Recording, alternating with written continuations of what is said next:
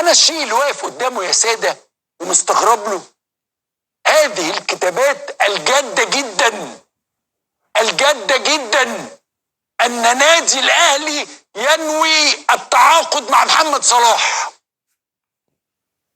يا جدعان، السلام عليكم ورحمة الله وبركاته. متابعي الأهلي نادي القرن في كل مكان، أهلا ومرحبا بكم. كلام خطير جدا جدا من الأستاذ عمرو أديب عن تعاقد النادي الأهلي مع النجم العالمي محمد صلاح نجم ليفربول. نسمع ونتابع، وفيديو مهم جدا جدا. قال لك خلاص هي فوق، هو واضح، هو ده راجل مادي عقد 2-3. يقول لك لا لا لا، الاستاذ ياسين منصور هيكلمه بقى. يكلم مين؟ طيب انا عايز اسال سؤال اهم، انت معاك مصروف محمد صلاح ده؟ نمرة 4، هو من مصلحة محمد صلاح انه يلعب في الاهلي؟ يعني الراجل اللي هو عايز ياخد الكرة الذهبية والحذاء الذهبي عايز تجيبه يلعب في مصر؟ هياخدها في مصر، هنعملها له في الموسكي ولا في الساغة؟ يا جدعان، يعني اذا كان اللي بيتكلم عاقل يبقى المستمع يعني او العكس صحيح. يعني انا شايف المأساة بتاعت محمد، شايف المشكلة، شايف خناقته مع المدرب، شايف انما هيلعب في الاهلي؟ وعلى فكرة يتحدثون بجدية شديدة في مواقع محترمة. النادي الأهلي يقدر يتعاقد مع أي حد في العالم. محمد صلاح يقدر يلعب في النادي الأهلي ويكون سعيد، لأن ده نادي القرن اللي بيمثل مصر في كأس العالم. ليه ما يلعبش محمد صلاح في النادي الأهلي؟ محمد صلاح فعلا بيحب النادي الأهلي وهيختم مبارياته في النادي الأهلي. نسمع ونتابع.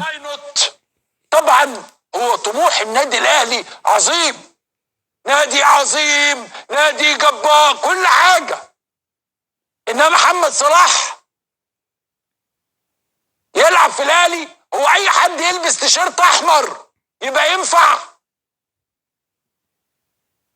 سيبوا الراجل في أنا خوفي من إيه؟ أنا كعمر النهاردة أنا خايف من إيه؟ الراجل يضعف. ما هو النادي الأهلي ده برضه له بريقه، له جاذبيته. فمحمد صلاح ورامي مدير أعماله يقول له الحق يا محمد، ده الأهلي حاطين رقم جامد، 2-3 مليون دولار ولا حاجة، يعني أكتر شوية من زيزو. فأنت هتبقى أغلى واحد. ونقعد بقى نتكلم هو محمد صلاح اما يجي هبوظ اوضه اللبس بتاعت الاهلي، وامام عاشور اما يرجع، ومين هيلعب 7 ومين هيلعب 9. اتجننت فعلا، عندك حق تتجنن لما الأهلي يكون طموحه عالي جدا جدا ويفكر انه يتعاقد مع واحد زي محمد صلاح النجم العالمي اللي واخد الكرة الذهبية ومرشح بكل قوة انه ياخدها بعد كده. بجد استغربت. يعني الراجل يا عيني هناك عنده مشكلة كبيرة، وهنا في مصر يقول لك واي نوت، ما الأستاذ ياسين منصور يروح يكلم محمد صلاح، وإيه يعني زيارة لندن وحاجات كده، التذكرة رايح جاي. معانا زميلنا محمد قطب الناقد الرياضي من لندن. أهلا محمد. معانا الصحفي محمد قطب من لندن هيوضح لنا ازاي النادي الأهلي فكر انه يتعاقد مع محمد صلاح، وهيوضح الحقيقة. نسمع ونتابع. مساء الخير استاذ عمرو، وحشني جدا. ايه الحكايه وايه الموضوع؟ الحكايه زي ما الناس شافت على مواقع التواصل الاجتماعي ان صلاح ما كانش مبسوط جدا من الطريقه او الوقت اللي نزلوا في مباراه اينتراخت فرانكفورت.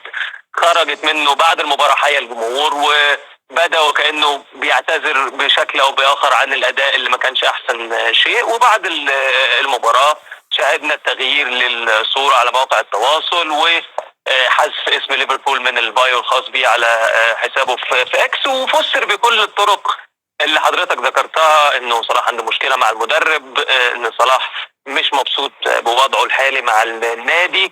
لكن اللي شفناه النهارده من المدرب في المؤتمر الصحفي قبل مباراه برينتفورد اللي هي بكره، ان المدرب قال ان صلاح ما عندوش اي مشكله. احنا عندنا ثقه كبيره ان هو هيرجع يسجل اهداف. صلاح خدم النادي كتير جدا. لا انا عايز وهو افهم، مع- انا عايز افهم ايه المشكله ان صلاح لعب ربع ساعه يعني في الماتش؟ ده اللي قيل انه صلاح لعب ربع ساعه، لكن ما ننساش انه الجدول مضغوط جدا لليفربول في الفتره اللي جايه. ليفربول بيلعب 3 ماتشات في 6 ايام، منها مباراه اينتراخت، عنده مباراه بكره مع برنتفورد، عنده مباراه في وسط الاسبوع مع كريستال بالاس في كاس الرابطه. فكان طبيعي ان مش كل اللاعبين هتلعب كل المباريات 90 دقيقه. واللي حصل انه ليفربول خرج يمكن من المباراه الاخيره كسبان 5-1 بعد 4 مباريات مش بيكسب فيها. طب هو صلاح كان زعلان ليه طيب؟ الفرقه بتاعته كسبانه، يعني وجوده ربع ساعه او نص ساعه مش هتفرق كتير. اعتقد ان صراحه عدم تسجيله في المباراه يعني ضايقه شويه. ان الفريق كسب وهو ما كانش موجود في بدايه المباراه، ممكن يكون ضايقه برده كمان الى حد ما. وفكره تقليص الدور، يعني صلاح مش معتاد، دي تاني مباراه على التوالي صلاح يقعد فيها احتياطي في دوري ابطال اوروبا. هو قاعد احتياطي قدام جالاتا سراي، خسر ليفربول المباراه وقعد احتياطي قدام اينتراخت. فهو وضع جديد نسبيا ان صلاح ما يبتديش اساسي، خصوصا في الشامبيونز ليج اللي هو هداف ليفربول التاريخي فيها، وواحد من الهدافين التاريخيين لافريقيا حتى اللعيبه الافارقه في تاريخ دوري الابطال. ففي شيء من الوضع الجديد بالنسبه لصلاح ان هو مش في كل المباريات بيبتدي، وده طبيعي نظرا للاوبشنز الكتيره، الخيارات الكتيره اللي عند ليفربول واللعيبه الكتير اللي هو اشتراهم في الفتره. كده عرفنا حقيقة محمد صلاح، والنادي الأهلي هيتعاقد مع محمد صلاح ولا ديت إشاعات؟ نسمع ونتابع. الاخيره اللي هي كانت اكبر ميزانيه تعاقدات في تاريخ النادي، ومن الطبيعي ان هو عاد صلاح قد ايه؟ كام سنه؟ صلاح يتبقى له الموسم دوت والموسم اللي جاي كمان مع سنتين. عنده سنتين. انما الاعلام الانجليزي ما بيتكلمش ان صلاح جاي الاهلي او كده، بس اصله هنا في مصر بيتكلموا في الموضوع ده. لا لا لا لا تماما، ما فيش اي حاجه متعلقه بتحرك صلاح من ليفربول. اللي سمعناه ان النادي لا يزال يضع صلاح كنجمه الاول. اولويه صلاح في ليفربول موجوده، اسطوريه صلاح في الاعلام الانجليزي موجوده. صحيح في انتقادات، المحللين انتقدوا الاداء وده امر عادي جدا للعيب بقاله 6 مباريات مش بيسجل اهداف. لا بس على فكره انا لقيت هجوم بشع من عدد من اللعيبه القدامى وعدد من النقاد بيهاجموه انه مش مهم ومش مفيد. ازاي ده الراجل عنده ارقام مزعجه جدا يعني. وفي مقابل ذلك في كمان لعيبه دفعت عن موقف صلاح وقالت ان هو موقف مر بيه لعيبه كبار. الهداف التاريخي للدوري الانجليزي الان شيرر نفسه قال ادوا صلاح الثقه والوقت وهيرجع يسجل اهداف كتيره. مايكل اوين قال انه جزء من تراجع صلاح هو غياب الكسندر ارنولد، وحتى دي النقطه اتكلم عنها سلوت في المؤتمر الصحفي النهارده. ففي مقابل الاصوات الاعلاميه التي انتقدت مستوى صلاح وتكلمت عن عدم اهميته، حضرتك عارف استاذ عمرو الاعلام الانجليزي دايما اعلام في جانب الاثاره، جانب انه بيحاول يبيع العناوين، جانب مع السوشيال ميديا كمان جانب المشاهدات. طب الجمهور ما وقفش جنبه يعني؟ ده صلاح ده ليه معجبين جامدين جدا. انا شايف ان الجمهور دايما هتف لصلاح في كل المباريات الاخيره، منها المباراه حتى بتاعه اينتراخت فرانكفورت. التحيه متبادله ما بين صلاح والجمهور، وبكره بالتاكيد في مشاركه صلاح هيكون في تحيه بينه وبين الجمهور. العلاقه ما بين صلاح ومدينه ليفربول عموما مش بس الجمهور اللي بيروح الملعب، علاقه استثنائيه. ولذلك انه غيابه عن التهديف لمباراه او اكثر او جلوسه بديلا مش امور يمكن ان تنهي العلاقه بين صلاح وبين ليفربول. انا في رايي الشخصي انه صلاح يجب ان هو يخفف من على نفسه الضغط مش عليه، الضغط على المدرب اللي اشترى عدد كبير جدا من اللاعبين باكبر ميزانيه في تاريخ النادي، الضغط على اللعيبه الجديده اللي هي المفروض ومطالبه انها تثبت نفسها. لانه خلينا نكون صراحه، صلاح اذا ترك ليفربول بكره هو اسطوره، اذا توقف عن تسجيل الاهداف حتى نهايه الموسم هو اسطوره. اي شيء يعمله صلاح هو اضافه فقط لاسطوريته كلاعب كره قدم وكلاعب استثنائي سريع. فعلا محمد صلاح أسطورة، لو ما سجلش أهداف لنهاية الموسم برضه أسطورة. اللي عمله محمد صلاح في ليفربول الفترة الماضية لوحده أسطورة. مش معنى إنه ما سجلش أهداف في آخر 6 مباريات يبقى انتهت العلاقة بين محمد صلاح والنادي. لا، محمد صلاح باقي في ليفربول وإن شاء الله يكمل ويسجل ويرجع صلاح أفضل من الأول، لأن محمد صلاح دي أسطورة مصرية في أرض أوروبية لن تتكرر.